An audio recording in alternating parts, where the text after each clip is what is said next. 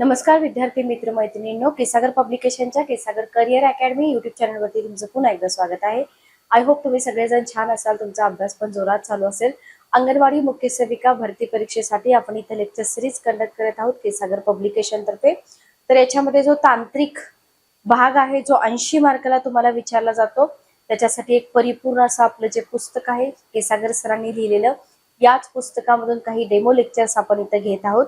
चॅनलवरती नवीन असाल तर चॅनलला सबस्क्राईब करा, बेल नोटिफिकेशन ऑन करा, म्हणजे नवनवीन जे आपले लेक्चर्स होणार आहेत त्या लेक्चरच्या नोटिफिकेशन तुम्हाला मिळून जातील। तर आपलं जे पुस्तक आहे अंगणवाडी, तुम्हाला डिस्क्रिप्शन बॉक्स मध्ये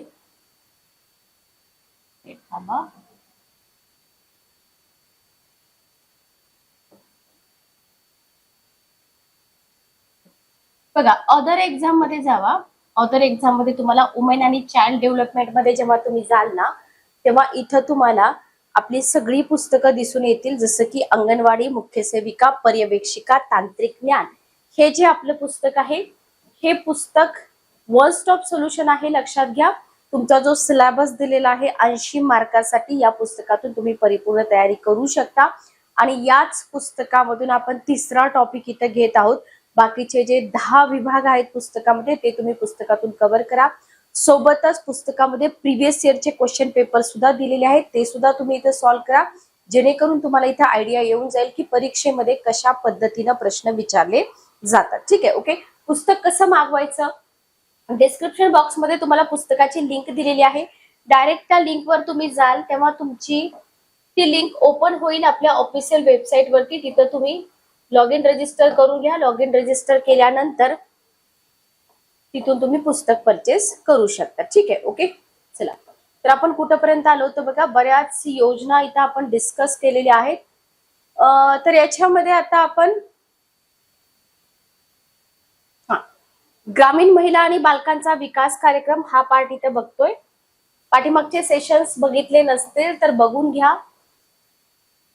चला, तर ग्रामीण महिला आणि बालकांचा विकास कार्यक्रम, आता ग्रामीण भागाशी रिलेटेड स्पेशली हा भाग आहे। सो दारिद्र्य रेषेखालील ज्या स्त्रिया आहेत त्या स्त्रियांचा आर्थिक विकास घडवून आणायचा, ठीक आहे, आणि त्यांचं जीवनमान जे आहे ना त्याच्यामध्ये सुधारणा घडवायचे, हा या कार्यक्रमाचा उद्देश आहे। तर हा जो कार्यक्रम आहे ग्रामीण महिला विकास कार्यक्रम, याचा उद्देश जो आहे ना, तो उद्देश तुम्हाला इथं माहित करून घ्यायचा आहे की उद्देश काय आहे। ओके, ज्या योगे स्त्रियांना आपले उत्पन्न वाढवता येईल अशा बाबी संदर्भात अथवा साधनांसंदर्भात दारिद्र्य रेषेखालील स्त्रियांना, आता या कार्यक्रमामध्ये स्पेशली जे दारिद्र्य रेषेखालील आहेत ना, तर त्यांच्यासाठी इथं हा कार्यक्रम आहे, लक्षात घ्या। आणि हा कार्यक्रम देश पातळीवरती डॅश डॅश पासून राबवण्यास सुरुवात झाली, तर 83-84 पासून हा कार्यक्रम राबवला जातोय, लक्षात घ्या। सुरुवातीला हा कार्यक्रम देशातील 50, आता सुरुवातीला किती जिल्ह्यामध्ये राबवला होता हे नाही तुम्हाला विचारणार, पण देश पातळीवरती हा जो कार्यक्रम आहे कधीपासून चालू झाला, उद्देश काय आहे आणि कोणासाठी हा कार्यक्रम आहे, एवढे प्रश्न तुम्हाला विचारले जाऊ शकतात। याच्यामध्ये आता जेव्हा पायलट बेसिस वरती हा कार्यक्रम राबवला जात होता, तेव्हा आपल्या महाराष्ट्रामधले 2 डिस्ट्रिक्ट याच्यामध्ये होते, जसं की एक आहे भंडारा, दुसरा आहे धाराशिव। ओके, आणि सध्या मात्र मुंबई शहर आणि मुंबई उपनगर हे 2 जिल्हे वगळता आपल्या राज्यामधल्या सगळ्याच जिल्ह्यामध्ये हा जो कार्यक्रम आहे राबवला जात आहे, लक्षात घ्या। या कार्यक्रमाअंतर्गत 10 ते 15 स्त्रियांचा एक गट केला जातो, त्या गटाला 25,000 रुपये इतकं अर्थसहाय्य दिलं जातं आणि त्याच्या मदतीने काय केलं जातं, या गटाने पापड करणे, मसाले बनवणे, खडू, पेन्सिल बनवणे यांसारख्या उत्पादन साधनांद्वारे उत्पन्न मिळवणं अपेक्षित आहे, ठीक आहे। आणि इथं हा जो कार्यक्रम राबवला जातो याचा खर्च केंद्र आणि राज्य शासन दोघं मिळून करतात। ओके, नेक्स्ट आहे देवदासी पुनर्वसन योजना। बघा, आपल्या समाजामध्ये ज्या अनिष्ट प्रथा, रूढी, परंपरा थोड्याफार अजूनही चालू आहेत, तर समाजामधली एक अनिष्ट प्रथा म्हणून देवदासी प्रथेचा उल्लेख केला जातो, लक्षात घ्या। तुम्ही खेड्यामध्ये वगैरे पाहिलं पण असेल, तर काय केलं जातं, लहानपणीच मुली ज्या असतात ना देवाला अर्पण केल्या जातात, देवाशीच त्यांचं लग्न लावलं जातं आणि त्यांना देवदासी असं म्हटलं जातं। तर दुर्दैवी आणि अभागी मुली ज्या असतात ना, त्यांना काय होतं मग, आयुष्यभर विवाह करता येत नाही, संसार थाटता येत नाही. बहुसंख्य मुली ज्या असतात आर्थिकदृष्ट्या कनिष्ठ वर्गातून आलेल्या असतात, मग भीक मागावी लागते त्यांना, देह विक्रय करून उपजीविका करावी लागते, बरोबर. आणि काही अशा देवदासी म्हणून अर्पण केलेल्या मुलींना वेश्यागृहाचा सुद्धा आश्रय घेण्याची वेळ येते, कारण त्यांचं कोणीच नसतं, लक्षात घ्या. मग देवदासी ज्या आहेत तर त्यांनी चुकीच्या मार्गाकडे जाऊ नये म्हणून महाराष्ट्र सरकारनं काय केलेलं आहे, अशा ज्या देवदासी म्हणून अर्पण केलेल्या मुली आहेत तर त्या देवदासी पुनर्वसन योजना राज्यात राबवली आहे आणि आपल्या राज्य सरकारकडून त्यांना अर्थसहाय्य सुद्धा इथं दिलं जातं, लक्षात घ्या. ठीक आहे. आणि ही जी योजना आहे देवदासी योजना, तर याच्यामध्ये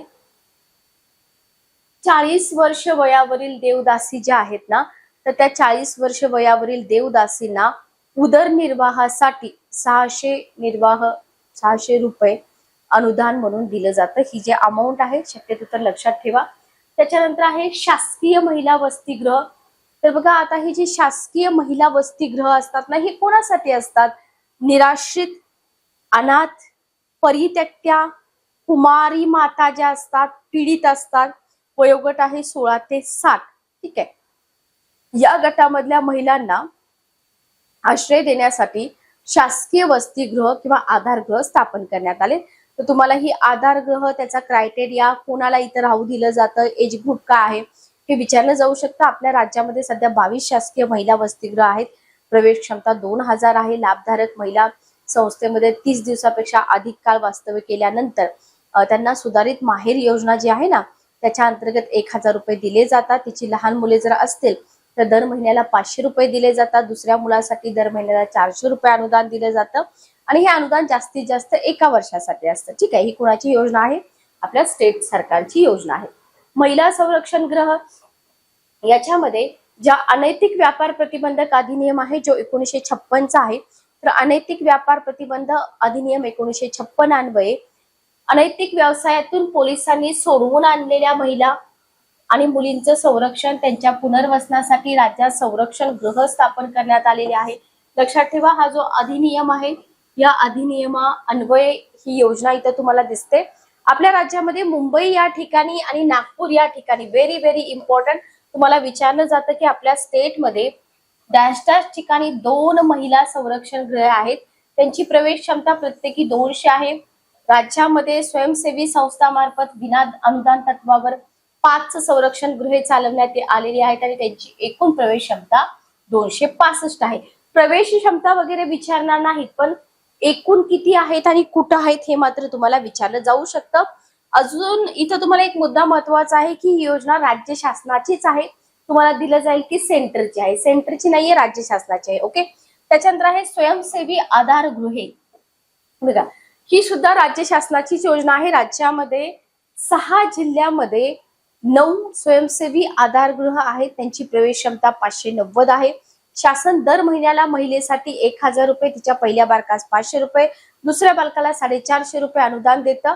याच्याशिवाय सुधारित माहेर योजनेतून महिलांना 250 रुपये इतकं अनुदान दिलं जातं स्वयंसेवी आधारगृह. त्याच्यानंतर आहे समुपदेशन केंद्र.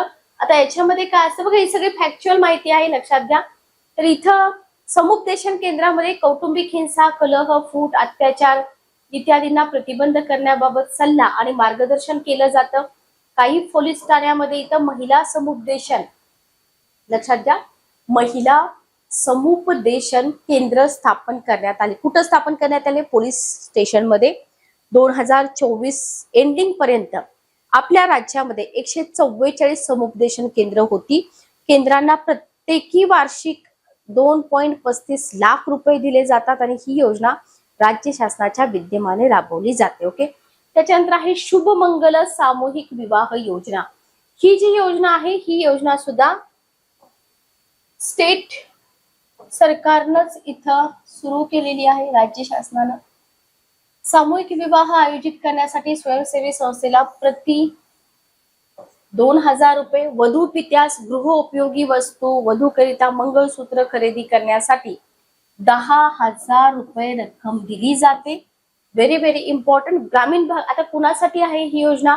ग्रामीण भागातील शेतकरी, ओके, शेतमजूर, त्यांचे वार्षिक उत्पन्न 1 लाखापेक्षा कमी आहे अशा जाती जमाती, भटक्या विमुक्त जाती, विशेष मागास प्रवर्ग वगळता, ठीक आहे, सगळ्या निराधार परित्यक्त्या विधव्या महिलांच्या 2 मुलींच्या विवाहाकरता अनुदेय आहे. हे मात्र तुम्हाला विचारलं जातं की एखादी योजना आहे आणि त्या योजनेचा लाभार्थी गट जो आहे ना तो कोणता आहे.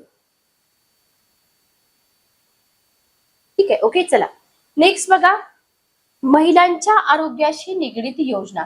पुढचा पॉइंट आहे महिलांच्या आरोग्याशी निगडीत योजना. तर पहिली आहे जननी सुरक्षा योजना. Very very important. सन 2005-6 पासून लक्षात घ्या, 2005-6 पासून राज्यामध्ये जननी सुरक्षा योजना राबवली जात आहे. गरीब आणि आर्थिक सामाजिक दृष्ट्या मागासलेल्या महिला ज्या आहेत ना त्यांच्यामध्ये रुग्णालयाऐवजी घरीच प्रसूत होण्याचं प्रमाण मोठं आहे, बरोबर. आर्थिक अडचणी असतात किंवा पैशाच्या अभावी, मग इतर रुग्णालय, आरोग्य केंद्र आणि अन्य आरोग्य संस्थांमध्ये ज्या प्रसूती होतात त्यांचं प्रमाण वाढवायचं. याच्यामुळे काय होईल, माता मृत्यू दर कमी होईल, बरोबर. आणि इथं अर्भक मृत्यू आणि माता मृत्यू दर कमी करणं हा कोणत्या योजनेचा उद्देश आहे? जननी सुरक्षा योजना. एमपीएससीच्या बऱ्याच परीक्षेमध्ये जननी सुरक्षा योजना आयोगाने विचारली होती, लक्षात घ्या. तर ही जी योजना आहे या योजनेमध्ये आरोग्य संस्थेमध्ये ज्यांची प्रसूती होते त्या महिलांना शहरी भागामध्ये 600 रुपये, ग्रामीण भागामध्ये 700 रुपये दिले जातात. महिलांना प्रसूतीनंतर किती दिवसांच्या आत मिळते? तर 7 दिवसांच्या आत मिळते, लक्षात घ्या. ओके. इथं कुशल दाईच्या मदतीने घरी प्रसूती होणाऱ्या ग्रामीण तसेच शहरी भागातील महिलेला जीवित अपत्यांची संख्या 2 पर्यंत असेल तर 500 रुपये दिले जातात. सी सेक्शनद्वारे प्रसूती झाली तर 1,500 रुपये दिले जातात. म्हणजे तुम्ही दवाखान्यामध्ये जाऊन डिलिव्हरी करणं इथं प्रेफरन्स दिलेला आहे. आणि ही जी योजना आहे जननी सुरक्षा योजना याचा लाभ सगळी उपकेंद्र, प्राथमिक आरोग्य केंद्र, जिल्हा, उपजिल्हा रुग्णालय, शासन अनुदानित रुग्णालय, मनपा रुग्णालय आणि तत्सम रुग्णालयात प्रसूती होणाऱ्या महिलांना मिळतो. 2 अपत्यांपर्यंत. 3ऱ्या अपत्याच्या वेळेस तुमची डिलिव्हरी झाली तर त्यावेळेस तुम्हाला याचा लाभ मिळत नाही, लक्षात ठेवा. जननी सुरक्षा योजना. ठीक आहे, ओके, क्लिअर. आणि आता ही योजना जशी राबवली मग या योजनेचं काही आउटपुट मिळालंय का? बघा, योजनेचा परिणाम असा झालेला आहे की 21-23 या वर्षामध्ये आपल्या राज्यातला जो माता मृत्यू दर आहे ना 1 लाख जीवित जन्मांमागे, बघा 1 लाख जीवित जन्मामागे 36 इतका कमी झालेला आहे, बरोबर. Okay, clear. तर ही आहे जननी सुरक्षा योजना, जी की खूप महत्वपूर्ण योजना आहे. बऱ्याच एक्झाम मध्ये ही योजना विचारलेली पण आहे, जननी सुरक्षा योजना. ओके, चला नेक्स्ट बघा, इंदिरा गांधी मातृत्व सहयोग योजना. इंदिरा गांधी मातृत्व सहयोग योजना. तर ज्या गर्भवती स्त्रिया आणि स्तनदा माता असतात ना यांचं आरोग्य उत्तम राहावं, त्यांच्या पोषणाचा दर्जा सुधारावा या उद्देशाने 2011, तुम्हाला डेट विचारली जाते, 2011 पासून देशातील 52 जिल्ह्यामध्ये प्रायोगिक तत्वावर इंदिरा गांधी मातृत्व सहयोग योजना राबवली जात आहे, लक्षात घ्या. आणि आपल्या राज्यातील भंडारा आणि अमरावती हे 2 जिल्हे याच्यामध्ये समाविष्ट आहेत. Okay, clear. त्याच्यानंतर आहे प्रधानमंत्री मातृवंदना योजना. बघा, प्रधानमंत्री मातृवंदना योजना जी आहे ना याच्यामध्ये गर्भवती महिला आणि स्तनदा माता ज्या आहेत ना त्यांना काय केलं जातं, सकस आहार दिला जातो. ओके, बघा इथं गर्भवती महिला आणि स्तनदा मातांना सकस आहार दिला जातो. आरोग्यात सुधारणा, बाल मृत्यू दर कमी व्हावा या दृष्टिकोनातून इथं सीडीपीओ डिपार्टमेंटनं 1 जानेवारी 2017 याची डेट काय आहे ती लक्षात ठेवा, 1 जानेवारी 2017. तर 1 जानेवारी 2017 पासून प्रधानमंत्री मातृवंदना योजना जी आहे ना संपूर्ण देशामध्ये लागू आहे, लक्षात घ्या. महाराष्ट्रामध्ये याची अंमलबजावणी कधी झाली, 8 डिसेंबर 2017 पासून. Okay, clear. आणि ही जी योजना आहे आपण जी पूर्वीची इंदिरा गांधी मातृत्व योजना बघितली होती की नाही त्याचंच व्यापक स्वरूप आहे. आर्थिक लाभाची आहे, पहिल्या जीवित अपत्यापुरतीच मर्यादित आहे. सगळ्यात महत्वाचं हे आहे, एकदाच लाभ घेता येतो. आणि गर्भवती महिला, स्तनदा मातांना 5,000 रुपये जे आहेत ना 2 हप्त्यांमध्ये, आणि दुसरं अपत्य मुलगी असेल तर 6,000 रुपये दिले जातात. आणि संबंधित रक्कम लाभार्थी महिलेच्या आधार संलग्न बँक खात्यामध्ये किंवा पोस्ट ऑफिस मधील खात्यामध्ये 3 हप्त्यामध्ये जमा केली जाते. ठीक आहे. त्याच्यानंतर आहे जननी शिशु सुरक्षा कार्यक्रम. हे जे सगळे कार्यक्रम आपण आता डिस्कस करतोय ना, हे सगळ्यात जास्त महत्वाचे आहेत, लक्षात घ्या. ओके.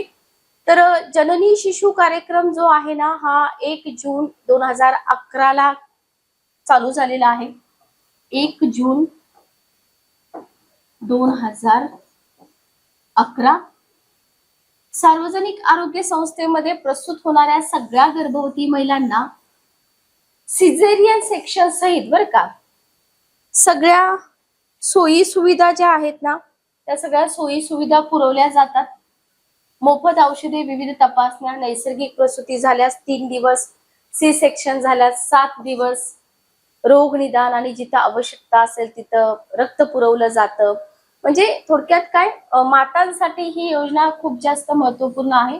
कधी झाली, सुरू झाली, त्याचा उद्देश काय आहे, सेंटरची आहे का स्टेटची आहे, ते तुम्हाला इथे लक्षात ठेवावं लागतं. ठीक आहे. Okay, clear. चला बघा, तर 30 दिवसापर्यंत मोफत औषधोपचार जे आहेत ना, ते औषधोपचार इथं पुरवले जातात. बरोबर. नव संजीवनी योजना जी आहे ना, नव संजीवनी योजना, तर इथं काय असतं बघा, नव संजीवनी योजनेमध्ये प्रसूतीच्या संस्थात्मक सोयी सुविधांचा अभाव असतो.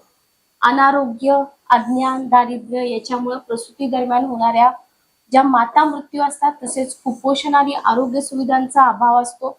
याच्यातून उद्भवणाऱ्या बाल मृत्यूचं प्रमाण आदिवासी भागामध्ये काय आहे, मोठं आहे. आणि हे लक्षात घेऊन राज्यामधील 16 जिल्ह्यातील जे आदिवासी भाग आहेत ना, तर 8,419 गावांमध्ये नवसंजीवनी योजना जी आहे ना, ती तर राबवली जात आहे. लक्षात घ्या. आणि ही जी योजना आहे, या योजनेअंतर्गत प्रत्येक गाव आणि पाड्यामधील आजारी आणि कुपोषित बालकांचा शोध पण घेतला जातो आणि त्यांच्या घरी जाऊन औषधोपचार करण्यावर भर पण दिला जात आहे. ठीक आहे. ओके. आणि इथं आवश्यक असल्यास संबंधित बालकांना वाहनाद्वारे जवळच्या मदत केंद्रावर पोहोचविले जाते. वरील प्रमाणे कार्यवाही करण्यासाठी तिथे एक वैद्यकीय अधिकारी आणि त्याच्या मदतीस आवश्यक ते वैद्यकीय कर्मचारी अशी रचना असलेल्या 281, लक्षात घ्या, भरारी पथक, ज्याला आपण फिरतं वैद्यकीय पथक म्हणतो, त्यांची रचना करण्यात आलेली आहे. ओके. त्याच्यानंतर आहे मातृत्व अनुदान योजना. ही जी योजना आहे नवसंजीवनी योजनेअंतर्गत राबवली जाते. लक्षात घ्या. आदिवासी भागातील गरोदर महिला ज्या आहेत ना, त्यांची नियमित आरोग्य तपासणी व्हावी, त्यांना आवश्यक ती औषधे पुरवली जावीत, या दृष्टिकोनातून आदिवासी भागामध्ये नवसंजीवनी ही जी योजना आहे याच्या अंतर्गत मातृत्व अनुदान योजना राबवली जाते. लाभार्थी महिलेला प्रसूतीपूर्व तपासण्यासाठी वैद्यकीय केंद्रावर येणं सुलभ व्हावे यासाठी त्यांना 400 रुपये रोख दिले जातात. त्याच्याशिवाय 400 रुपयाची औषधं सुद्धा इथं दिली जातात. ठीक आहे. ओके. नेक्स्ट आहे अस्मिता योजना. बघा, अस्मिता योजना, तर या अस्मिता योजनेवरती पण ओके पूर्वी क्वेश्चन विचारलेले आहेत, लक्षात घ्या. नेक्स्ट बघा, ही जी अस्मिता योजना आहे ना, या योजनेअंतर्गत ग्रामीण भागातील महिला व जिल्हा परिषदेच्या शाळेतील 11 ते 19 वयोगटातील मुलांना इथं 5 रुपयामध्ये सॅनिटरी नॅपकिन देण्यात येणार आहेत. आणि 8 मार्च 2018 पासून ही योजना इथं कार्यान्वित करण्यात आलेली आहे. कोणती योजना? अस्मिता योजना. ठीक आहे. त्याच्यानंतर आहे आशा. तर आशा म्हणजे अधिकृत सामाजिक आरोग्य कार्यकर्त्या. याचा जो लॉंग फॉर्म आहे ना, हा लॉंग फॉर्म तुमच्यासाठी खूप जास्त इम्पॉर्टंट आहे आणि याच्यावरतीच तुम्हाला क्वेश्चन पुढे जाऊन विचारले जाऊ शकतात. ठीक आहे. ओके. हा 2 मार्काला सुद्धा लॉंग फॉर्म तुम्हाला विचारला जाऊ शकतो. तर हा खूप महत्वाचा पॉइंट आहे. याच्यामध्ये तुम्हाला काय लक्षात ठेवायचंय बघा, तर राष्ट्रीय ग्रामीण आरोग्य अभियानाअंतर्गत ग्राम स्तरावर आरोग्य सुविधा पुरवण्यासाठी आशाचा उपयोग होतो. तुम्हाला इथे माहित पाहिजे की आशाचा उपयोग कशासाठी होतो. ग्रामीण जनता आरोग्य केंद्र यांच्यामध्ये आशा मध्यस्थाचे काम करतात. ओके. गैर आदिवासी भागामध्ये 1,500 लोकसंख्येमागे एक आशा, तर आदिवासी भागामध्ये 1,000 लोकसंख्येमागे एक आशा नियुक्त करण्यात आलेली आहे. संख्या तुम्हाला विचारली जाते. ग्रामीण भागातील लोकांना स्वच्छता, लसीकरण यांचं महत्व पटवून देण्यासाठी, तसेच ताप, हगवण, लहान मोठ्या जखमा यांच्यावरील प्राथमिक स्वरूपाचे उपचार करण्यासाठी हे सगळं लक्षात ठेवावं लागतं. ठीक आहे. त्यांना प्रशिक्षण देण्यात येतं. याच्यामध्ये डॉट्स आहे, फॉलिक ऍसिड आहे, त्याच्यानंतर क्लोरोक्विन आहे, यासारख्या गोळ्यांचं वाटप केलं जातं. आणि आरोग्यविषयक गंभीर परिस्थिती निर्माण झाल्यास त्याची माहिती जी आहे ना, यंत्रणेला देण्याची जबाबदारी सुद्धा आशावरच असते. ग्रामीण भागातील आशा ज्या असतात ना, त्या स्वयंसेवक पद्धतीने जरी काम करीत असल्या तरी त्यांच्या कामगिरीबद्दल त्यांना प्रोत्साहनपर वेतन भत्ते देण्याची तरतूद करण्यात आली. आणि त्याच्यामुळेच आशांना या माध्यमातून एक प्रकारचा रोजगार जो आहे ना, तो रोजगार इथं काय केला जातोय, उपलब्ध करून दिला जातोय. लक्षात घ्या. आणि ग्रामीण महिला ज्या आहेत ना, त्या ग्रामीण महिलांना सुखरूप प्रसूती, स्तनपान, लसीकरण, गर्भप्रतिबंधक उपाययोजना, जननेंद्रियाशी संबंधित जंतू संसर्ग, लैंगिक संबंधातून होणारे जंतू संसर्ग, नवजात अर्भकाची काळजी, आरोग्यविषयक बाबींसंबंधी मदत आणि मार्गदर्शन करण्यास आशा सदैव तत्पर असतात. Very very important. हे सगळं तुम्हाला लक्षात ठेवायचं आहे. लक्षात घ्या. ठीक आहे.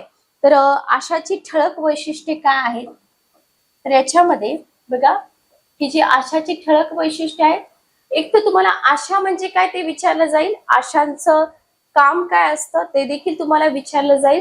आणि त्याच्यानंतर आशाची ठळक वैशिष्ट्ये जी आहेत ना, बघा इथं आरोग्य विषयक सामाजिक कार्यकर्ती म्हणून, आरोग्यविषयक सामाजिक कार्यकर्ती म्हणून आशाला ओळखलं जातं. लक्षात ठेवा. आशा जी आहे ही आशा एक प्रशिक्षित कर्मचारी असते. बघा लक्षात घ्या. आदिवासी आणि गैर आदिवासी भागातील जनता, सरकारी कर्मचारी यांच्यामध्ये दुव्याचं काम करते आशा. समाजामध्ये आरोग्य विषयक कोणतेही जर प्रश्न असतील तर ते प्रथम आशाला कळवले जातात. समाजामध्ये आरोग्यविषयक जागरूकता निर्माण करण्याचं जे काम आहे ते पण आशामार्फतच केलं जातं. आरोग्यविषयक गोष्टींना चालना देण्याचं कामही आशामार्फतच केलं जातं. लक्षात ठेवा.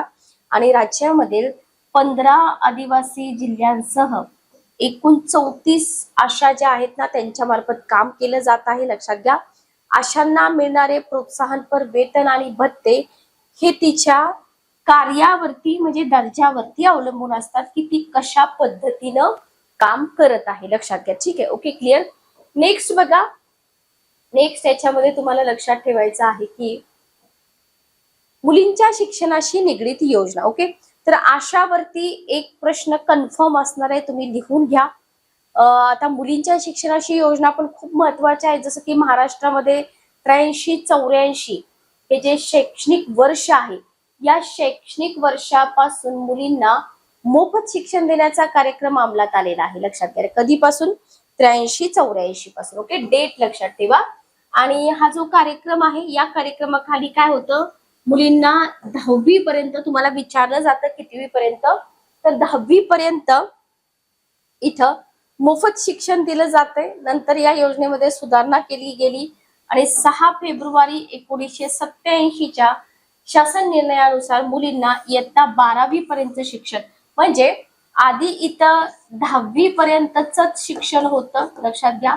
आता 12वी पर्यंत झालेलं आहे. आणि ही जी सवलत आहे, या सवलतीचा जो फायदा आहे, संबंधित कुटुंबातील 15 ऑगस्ट 1986 नंतर जन्मलेल्या 4थ्या अथवा नंतरच्या अपत्यास मिळणार नाही. लक्षात घ्या. 4थं किंवा नंतरचं अपत्य नाही. 15 ऑगस्ट 1986 नंतर जर जन्मले असाल तर, याच्या आधी जन्मले असाल तर मिळतो. तर इथं बघा, योजनेचा लाभ घ्यायचा आहे तर संबंधित मुलींचे पालक कमीत कमी 15 वर्ष महाराष्ट्राचे रहिवासी असले पाहिजेत. हे जे ह्या ज्या कंडिशन्स आहेत ना, या कंडिशन्स तुम्ही इथं व्यवस्थित लक्षात ठेवा. त्याच्यानंतर आहे कस्तुरबा गांधी बालिका विद्यालय योजना. बघा ही जी योजना आहे कस्तुरबा गांधी बालिका विद्यालय योजना, ही योजना 2004 पासून राबवली जाते. तुम्हाला सुरुवातीला तर तारीखच लक्षात ठेवावी लागते. 2004 पासून राबवली जाते. आर्थिकदृष्ट्या मागासलेल्या विकास गटातील अनुसूचित जाती जमाती, इतर मागासवर्ग, अल्पसंख्याक, दारिद्र्य रेषेत खालील कुटुंबातील उच्च प्राथमिक शाळेमध्ये शिकणाऱ्या ज्या मुली आहेत त्यांच्यासाठी ही योजना आहे. बालिका म्हटलंय तर उच्च प्राथमिक शाळा हा इथं महत्वाचा मुद्दा आहे, जो की तुम्हाला विचारला जाऊ शकतो. उच्च प्राथमिक शाळा, ठीक आहे. आणि याकरता त्यांच्यासाठी निवासी विद्यालयांची स्थापना करणे हा योजनेचा उद्देश आहे.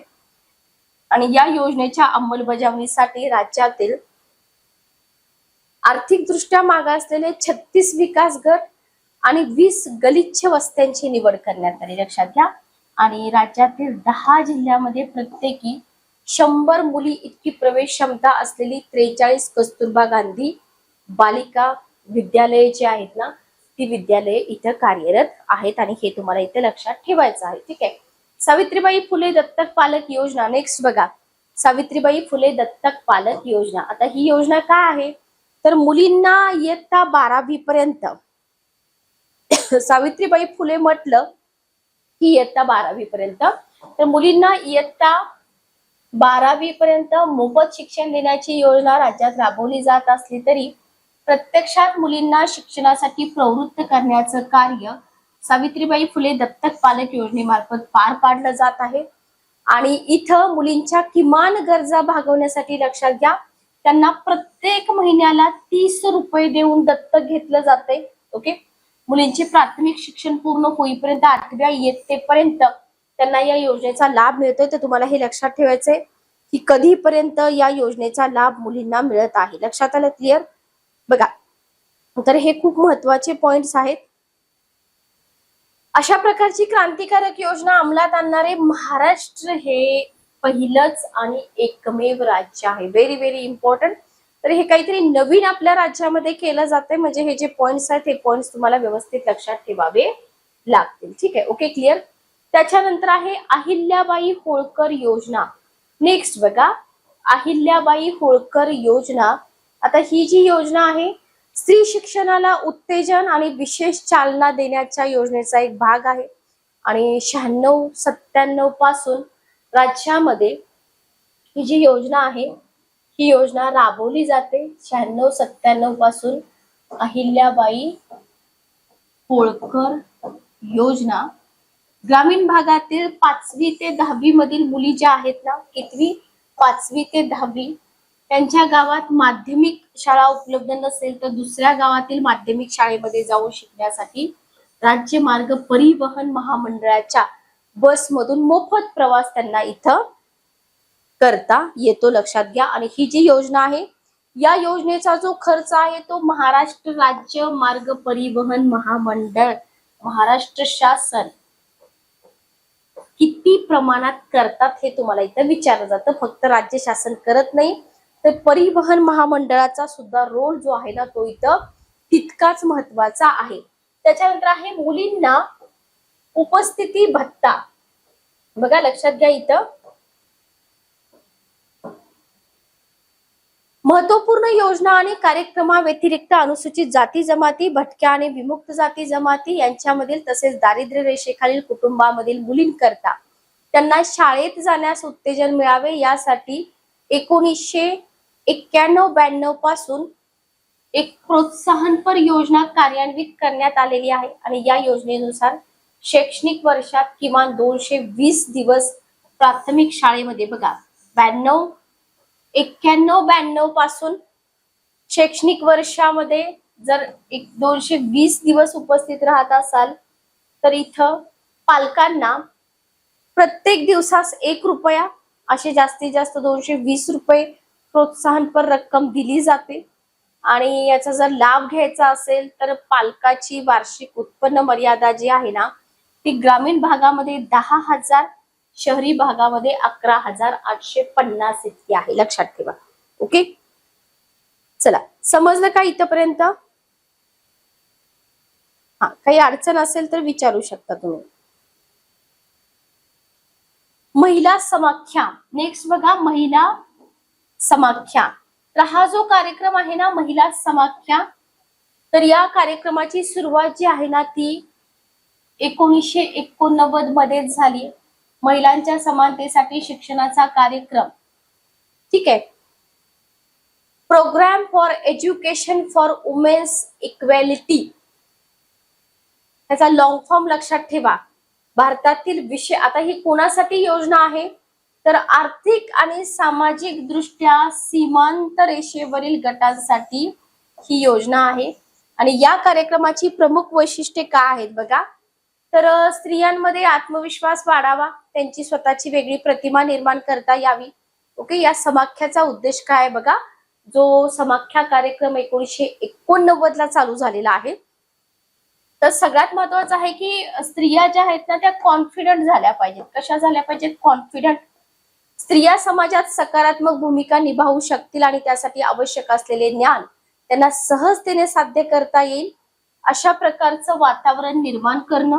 ओके, महिला मंडळांना व संघटनांना खेड्यापाड्यांमध्ये सहज साध्यरित्या शैक्षणिक कार्य करता येईल अथवा शैक्षणिक कार्याचा फायदा मिळवता येईल, अशा प्रकारची व्यवस्थापनाची विकेंद्रित आणि सहभागित्वावर भर देणारी रचना. ओके, समाख्या. स्त्रिया आणि युवतींसाठी शिक्षणाच्या संधी निर्माण करणं, त्यांना मोठ्या प्रमाणावर औपचारिक अनौपचारिक शिक्षण कार्यक्रमात सहभागी होण्यास प्रवृत्त करणं. स्त्रियांच्या शिक्षणासाठी दिलेल्या योगदानाबद्दल महिला समाख्या कार्यक्रमास सन 2001 चा नोमा साक्षरता पुरस्कार दिला गेलाय.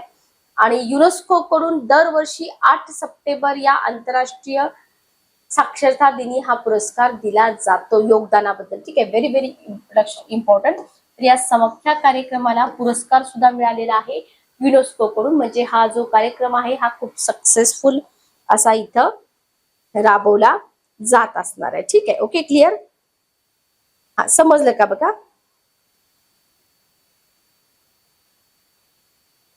चला, नेक्स्ट बघा, लाडकी बहीण योजना 2024.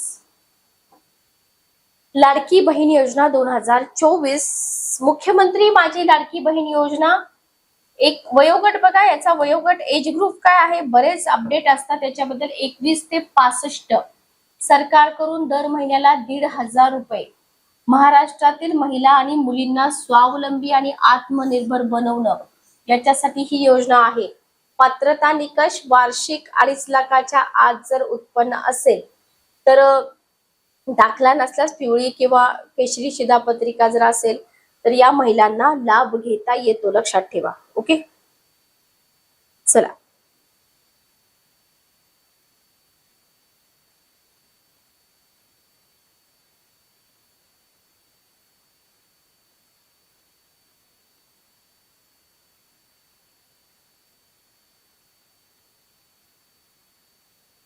नेक्स्ट बघा, इथं तुम्हाला ह्या योजना संपतात. पुस्तकामध्ये तुम्हाला परिशिष्ट 1 दिलेला आहे.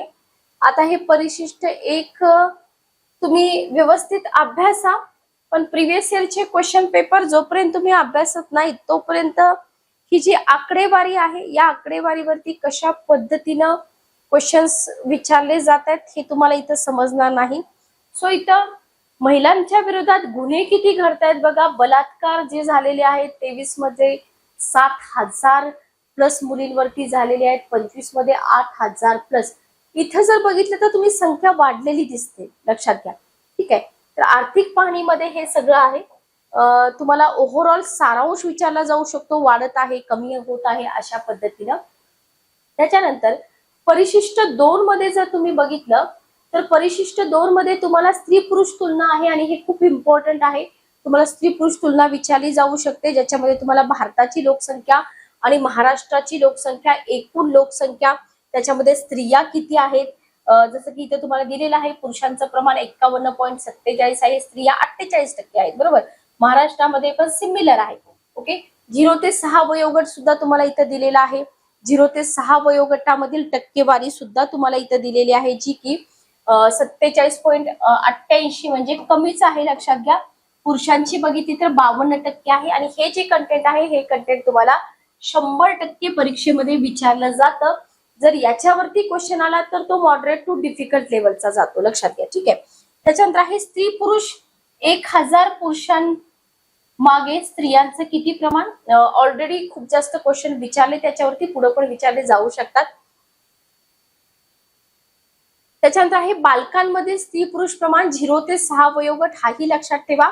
आणि जो कामाचा सहभाग दर आहे हाही महत्वाचा आहे. स्त्रियांचा किती सहभाग दर आहे, पुरुषांचा किती आहे, मग दोघांमधला डिफरन्स किती आहे असं तुम्हाला विचारलं जातं. ठीक आहे. परिशिष्ट 3 जर याच्यामध्ये तुम्ही बघितलं तर भारताने लिंग असमानता दिलेली आहे की प्रजनन, आरोग्य, सक्षमीकरण, श्रम बाजार याच्यामध्ये स्त्रिया आणि पुरुषांनी मिळवलेलं जे यश आहे त्याच्यामध्ये असमानता दर्शवणारं संयुक्त परिगणित म्हणजे लिंग असमानता. तर ही जी डेफिनेशन आहे अशी डेफिनेशन तुम्हाला विचारतील. प्रजनन, आरोग्य, सक्षमीकरण आणि श्रम बाजार. ठीक आहे. याच्यामध्ये जो स्त्री आणि पुरुष यांच्यामध्ये डिफरन्स दिसतोय त्याला लिंग असमानता निर्देशांक म्हटलं जातं. याच्यामध्ये तुम्हाला ही त्रिमितीचे जे पॉइंट आहेत ते विचारले जातात. स्त्री पुरुषांच्या याच्यातील असमानता, ज्याच्यामध्ये माता मृत्यू प्रमाण, किशोरवयीन जननदर, राष्ट्रीय संसदेतील महिलांच्या जागा, व्हेरी व्हेरी इम्पॉर्टंट, किमान माध्यमिक शिक्षण घेतलेली लोकसंख्या, श्रमिक सहभागाचे प्रमाण, 5 निकषांच्या आधारे. तर इथं तुम्हाला लिंग असमानता निर्देशांक कोणत्या 5 निकषांच्या आधारे काउंट केला जातो हे विचारलं जातं. आणि हे 5 पॉइंटच तुम्हाला ऑप्शन मध्ये तिथं दिसणार आहे, त्याच्यामुळे लक्षात ठेवा. नेक्स्ट बघा, भारत आणि लिंग समानता. आता इथं लिंग समानता असणं हे आधुनिक सुसंस्कृत समाजाचं वैशिष्ट्य किंवा लक्षण आहे. तर इथं लिंग समानता म्हणजे काय, कोणत्याही स्वरूपाचा भेदभाव नाही झाला पाहिजे स्त्री आणि पुरुषांमध्ये, बरोबर. समान प्रतिष्ठा मिळाली पाहिजे, सन्मान मिळाला पाहिजे. मग इथं हे उद्दिष्ट आपल्या देशाला तर अजून गाठलेलं नाहीये, खूप दूर आहे गाठणं सुद्धा. जो मानव विकास अहवाल आहे 2025चा त्याच्यामध्ये भारताचा लिंग असमानता निर्देशांक किती आहे, 0.403. व्हेरी व्हेरी इम्पॉर्टंट, याला क्वेश्चन करा, विचारला जातो. ओके. महिलांना समान हक्क, प्रतिष्ठा आणि सन्मान देण्याच्या बाबतीमध्ये आपल्या भारताचा जो रोल आहे तो खूप कमी आहे. 102वा क्रमांक लागतो आपल्या भारताचा, लक्षात ठेवा. कितवा लागतो, 102वा. आणि लिंग असमानता जितकी कमी तितकी त्या देशात समाज व्यवस्थेमध्ये स्त्रियांची प्रतिष्ठा अधिक. लिंग असमानता जितकी जास्त तितकी प्रतिष्ठा कमी. हे जे वाक्य मी 2 बोलले, ही वाक्य 2 लक्षात ठेवा. परीक्षेमध्ये हेच विचारतात की जर लिंग असमानता निर्देशांक कमी असेल तर प्रतिष्ठा अधिक, निर्देशांक जास्त असेल तर प्रतिष्ठा कमी. ओके. साहजिकच त्या ठिकाणी लिंग समानतेला जास्त अनुकूल स्थिती असणार आहे, बरोबर. आणि या उलट लिंग असमानता निर्देशांक जितका जास्त तितकी त्या देशामध्ये समाज व्यवस्थेमध्ये लिंगाधारित भेदभावाचं जे प्रमाण आहे ना ते कसं असणार आहे, जास्त असणार आहे. आणि लिंग समानतेच्या बाबतीत इथं आपले शेजारची जी राष्ट्र आहेत ना त्यांचा निर्देशांक आपल्यापेक्षा कमी आहे. म्हणजे तिथं स्त्रियांना खूप जास्त मान दिला जातोय, रिस्पेक्ट दिला जातोय, लक्षात घ्या. म्हणजे इथं जर आपण बघितलं भारत आणि चीन, ठीक आहे, 2 राष्ट्र आहेत आणि इथं तुलना तर होतेच आहे, बरोबर. मग चीन भारताच्या कितीतरी पुढे आहे, लक्षात घ्या. भारताचा लिंग निर्देशांक किती आहे, जगात 41वा क्रमांक लागतो चीनचा आणि 102वा क्रमांक लागतो भारताचा. म्हणजे इथं खूप मोठा डिफरन्स जो आहे ना तो तुम्हाला इथं दिसत आहे. त्याच्यानंतर आपल्या शेजारचा देश आहे श्रीलंका. श्रीलंका सुद्धा 93व्या क्रमांकावर आहे, लक्षात घ्या. बांगलादेश 75 आहे. म्हणजे हे छोटे छोटे देश असून सुद्धा लिंग असमानतेच्या बाबतीमध्ये आपल्या भारतापेक्षा यांची कामगिरी खूपच चांगली आहे, लक्षात घ्या. आणि खूप महत्वाचा मुद्दा आहे हा जो लिंग भाव अर्थसंकल्प आहे, याच्यावरती सुद्धा क्वेश्चन विचारले की लिंग भावाच्या दृष्टिकोनातून आर्थिक धोरणांचं मूल्यमापन करणं, लिंग भाव समानता या तत्वाला अर्थसंकल्पामध्ये अंतर्भूत करणं हे लिंगभाव अर्थसंकल्पाचं मुख्य उद्दिष्ट आहे, लक्षात घ्या. महिला, पुरुष आणि इतर लिंगभाव असलेल्या व्यक्ती यांच्यामध्ये उत्पन्न, आरोग्य, शिक्षण, कुपोषण आणि राहणीमानात असलेली तफावत दूर करण्याचं एक साधन आहे. आणि 24-25 आणि 25-26 या अर्थसंकल्पीय अंदाजानुसार लक्षात घ्या, एकूण राज्याच्या अर्थसंकल्पात लिंगभाव अर्थसंकल्पाचा हिस्सा किती असतो? 8.6% आणि 8.5%. तर हेही तुम्ही इथं लक्षात ठेवणं गरजेचं आहे. कारण का बऱ्याच एक्झाम मध्ये प्रिव्हियस तुम्हाला लिंगाधारित किंवा लिंग भाव अर्थसंकल्प विचारलेला आहे. ठीक आहे, ओके, क्लिअर. चला नेक्स्ट बघा, इथं आपल्या भारतामध्ये लिंग निर्देशांक जो आहे तो कमी आहे का जास्त आहे हे तुम्हाला इथं व्यवस्थित लक्षात ठेवायचं आहे. परिशिष्ट 4 मध्ये तुम्हाला महिलांविषयक अधिनियम आहेत. कौटुंबिक हिंसाचारापासून अधिनियम 2005, कामाच्या ठिकाणी महिलांचा छळ 2012, हुंडा बंदी अधिनियम 1961, महिलांचं असभ्य प्रदर्शन 1986, सती प्रथा अधिनियम 1990, हुंडाबंदी 1986. ठीक आहे, ओके. त्याच्यानंतर तुम्हाला इथे मिशन शक्ती बद्दल इन्फॉर्मेशन दिली आहे बघा. महिलांची सुरक्षा, संरक्षण आणि सक्षमीकरण याच्याकरता मिशन शक्ती हा कोणाचा कार्यक्रम आहे? स्टेटचा आहे, सेंटरचा आहे? तर भारत सरकारचा एकात्मिक महिला सक्षमीकरण कार्यक्रम आहे, ज्याला म्हटले मिशन शक्ती, ज्याच्यामध्ये महिलांची सुरक्षा, संरक्षण याला महत्व दिलेलं आहे. आणि हा कार्यक्रम जो आहे अलीकडचाच आहे, त्याच्यामुळे तुम्हाला विचारण्याची शक्यता थोडी जास्त आहे 2022-23 पासून. ठीक आहे, ओके, क्लिअर. तर महिलांची सुरक्षा आणि संरक्षण यांकरता सबल आणि महिला सक्षमीकरणाकरता सामर्थ्य या मिशन शक्तीच्या 2 उपयोजना आहेत, लक्षात ठेवा. सखी वन स्टॉप सेंटर आणि महिला हेल्पलाईन व बेटी बचाव बेटी पढाव हे सबल या उपयोजनेचे घटक आहेत. बघा, सबल आणि सामर्थ्य या डॅश डॅशच्या 2 उपयोजना आहेत. मिशन शक्तीच्या 2 उपयोजना आहेत. सबल उपयोजनेचे घटक काय आहेत? वन स्टॉप सेंटर, महिला हेल्पलाईन, बेटी बचाव बेटी पढाव. सामर्थ्यमध्ये कोणते घटक येतात? शक्ती सदन, ज्याच्यामध्ये तुम्हाला जनजागृती निर्माण करून महिला आणि बालकांची लैंगिक शोषणासाठी जी तस्करी केली जाते ती तस्करी रोखायचे. अडचणीच्या परिस्थितीतील महिलांना अन्न, वस्त्र, निवारा, देखभाल, शिक्षण, समुपदेशन याच्यासह वैद्यकीय उपचार, कायदेविषयक मदत, मार्गदर्शन, व्यवसाय प्रशिक्षण यासारख्या प्राथमिक गरजा पुरवायचे आणि त्यांचं काय करायचं आहे? पुनर्वसन करायचं आहे. त्याच्यानंतर आहे सखी निवास. बघा, सखी निवास म्हणजे नोकरी करणाऱ्या ज्या महिला आहेत त्यांना त्यांच्या मुलांसाठी डे केअर सुविधेसह सुरक्षित आणि सोयीस्कर निवासस्थान जे आहे ना ते उपलब्ध करून द्यायचं आहे. Okay, clear. तर सोपं तर काहीच नाहीये, लक्षात घ्या. भरपूर सारं कंटेंट आहे आणि भरपूर सारं कंटेंट तुम्हाला व्यवस्थित सतत पुस्तकातून रिवाइज करायचं आहे. तर नेक्स्ट सेशन मध्ये आपण काय करूया, इथं आपले जे वस्तुनिष्ठ प्रश्न आहेत तर हे वस्तुनिष्ठ प्रश्न घेऊया. बघा, आता हा जो टॉपिक आहे ना, या टॉपिक वरती जवळजवळ पुस्तकामध्ये 30+ वस्तुनिष्ठ प्रश्न आहेत. तर प्रत्येक घटकावरती वस्तुनिष्ठ प्रश्न आहेतच, लक्षात घ्या. तर ज्या पुस्तकामधून आपण इथं सेशन कंडक्ट करत आहोत, पुस्तक आहे अंगणवाडी मुख्य सेविका पर्यवेक्षिका तांत्रिक ज्ञान. डेमो लेक्चर्स आपण प्रकरण 3 वरती आधारित घेतले होते. पुस्तकाचा संपूर्ण बुक रिव्ह्यू इथं दिलेला आहे. व्हिडिओ सेक्शन मध्ये तुम्ही बघा, तुम्हाला मिळून जाईल.